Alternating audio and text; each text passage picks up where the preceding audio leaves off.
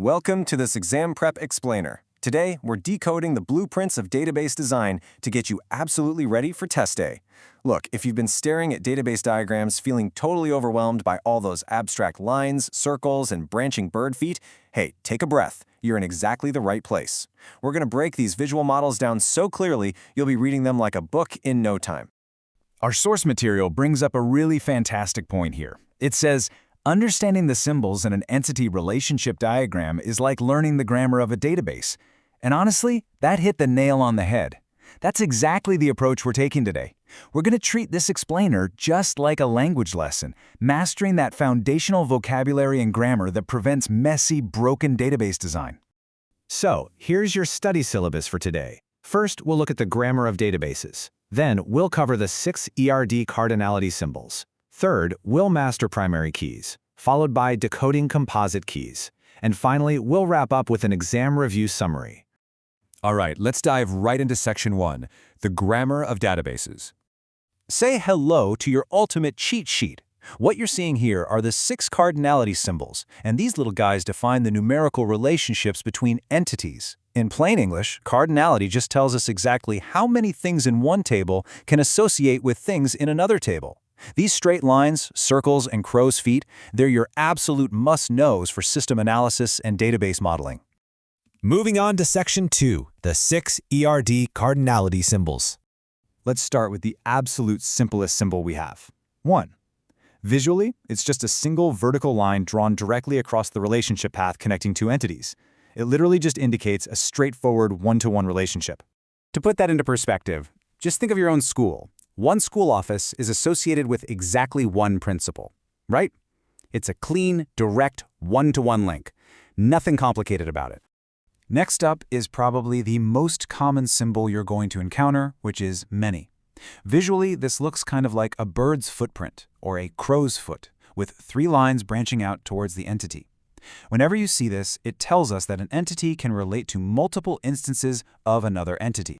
A perfect example of this is a teacher-to-students relationship. One teacher is typically associated with many students throughout the school day. So you'd have one single line at the teacher side branching out into a crow's foot at the student side. Okay, now for the tricky part that always seems to trip people up on exams, the difference between mandatory and optional relationships. One and only one is represented by 2 vertical lines. This means the record absolutely must exist, no more, no less. On the flip side, 0 or 1 uses a little circle to represent 0, meaning optionality. So an entity might relate to one instance, or it might relate to nothing at all. To really ground this concept, think of a student and their ID card. The 2 vertical lines here mean it's mandatory. Every single student must have exactly one ID card to access student records. They can't have 0 and they can't have 2. Setting these mandatory constraints during your design phase is absolutely crucial because it prevents data orphans from floating around in your system. It keeps your data completely logical. On the flip side, a teacher might be a patron to 0 or 1 classes. It's an optional duty. Building on that exact same logic, we can combine vertical lines, circles, and crow's feet to set rules for multiples. A vertical line followed by a crow's foot means one or many. It's mandatory, meaning there must be at least one, but hey, there could be dozens. A circle followed by a crow's foot means 0 or many, so it's completely optional, but still allows for multiples. For instance, a student might join 0 extracurricular clubs, or they might be a total super joiner and participate in a ton of them. So, look at how this applies to a class and its students. A class must have at least one or many students.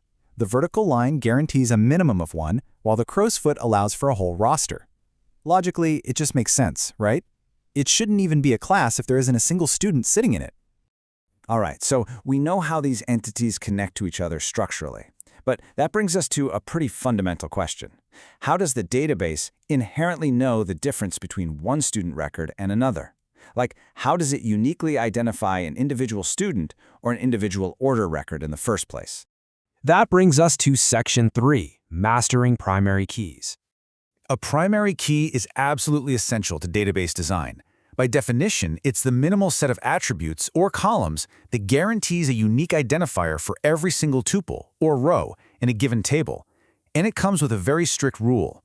The column or columns that make up this key cannot contain duplicate values, and they are literally never allowed to have null or empty values.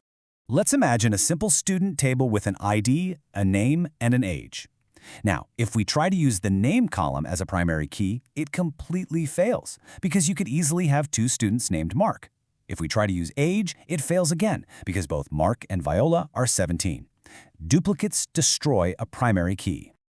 Therefore, the student ID column alone is the absolute perfect primary key. It guarantees a completely unique integer value for every single student record. Oh, and a quick tip for the exam. In ER diagrams, you denote this by underlining the attribute name. It's simply the most effective way to establish a row's true identity. Okay, let's jump into Section 4, Decoding Composite Keys. Consider a daily order table that tracks customer ID, product ID, and order quantity.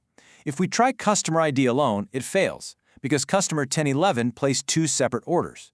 Product ID fails because product 9023 was ordered by two different people. And quantity obviously fails too.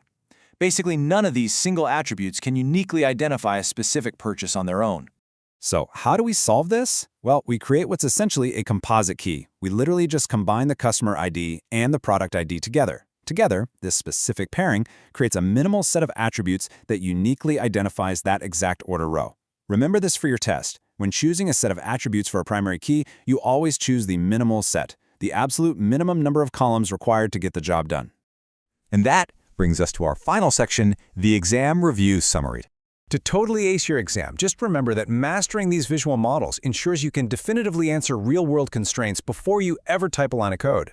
Cardinality answers those crucial questions like, how many students belong in a class? Can a teacher teach multiple subjects?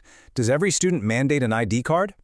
Mastering this grammar, combined with solid primary keys, is exactly what keeps a database robust and reliable. So, now that you've mastered the grammar and vocabulary for your exam, I want to leave you with a thought to really bridge your studying into your future practice. I want you to consider how these exact visual blueprints, these lines, crow's feet, and underlined primary keys, will eventually be written into the precise SQL tables and queries that actually run our digital world. The diagram really is just the beginning. Good luck on your exam, you're going to do great, and keep explaining the world around you.